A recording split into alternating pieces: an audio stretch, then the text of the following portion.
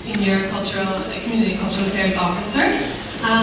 Thank you all so much for coming. We're delighted to have so many authors and so many members of the public here. I'd like to now introduce the Minister to give some opening remarks, please.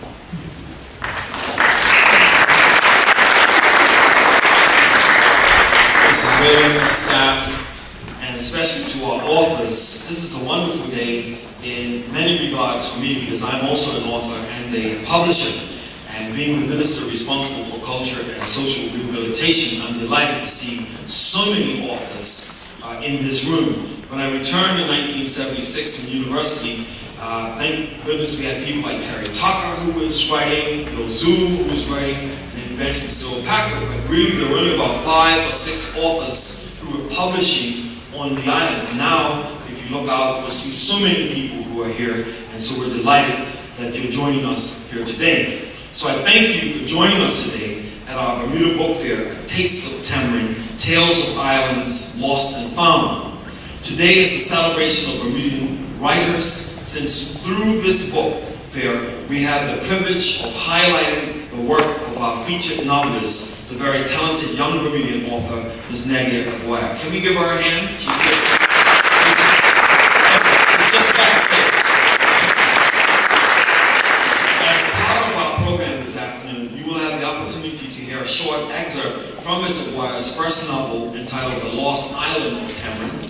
The book, while geared toward a young adult readership, is eminently engaging no matter your age. I met a young man at the front, and I thought he was in line to just get the autograph. He said he's finished, and he's looking forward, I'm sure, to number 2, because she has a 3-book contract.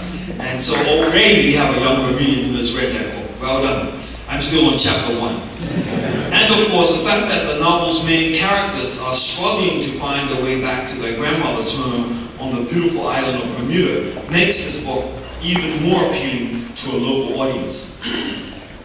This book fair is also intended to promote the works of numerous other Bermudian writers who have spent a great deal of time and effort recording Bermuda history, writing prose to capture a reader's imagination, crafting stories to engage our children, and exploring Bermuda's environment, culture, society, and tales through the written word. So we must extend special thanks to the writers who so willingly agreed to participate in this book fair.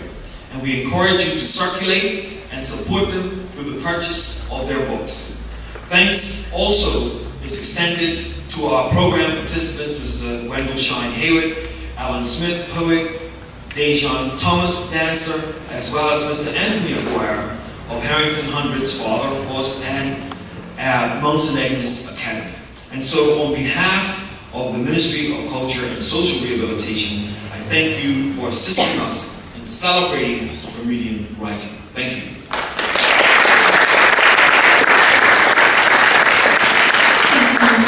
I'd now like to introduce Alan C. Smith, a poet in his own right, who is going to read a short selection of poems from the Bermuda Anthology of Poetry, which is published by the Department of Community and Cultural Affairs.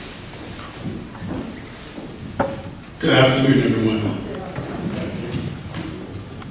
I'm going to read 4 poets, including myself, from the Bermuda Anthology of Poetry. And what I would like to say to Bermudian writers, continue to write and don't write in a vacuum. Share your work and take the invaluable critiques that your peers and your family and friends can offer you. Thank you. The first poem I'm going to read is called Linen, and it's by Jane Downing. I lay it on the board and smooth the wrinkles, folds, small tightnesses.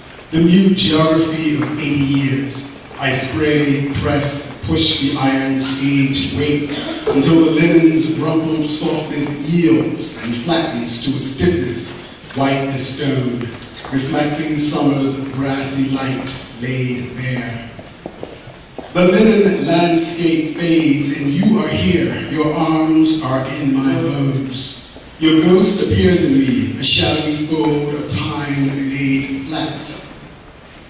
I thought the cloth was clean, but now I see the tiny strains, the blush of wine careful mends and hear your voice. A stitch in time saves 9.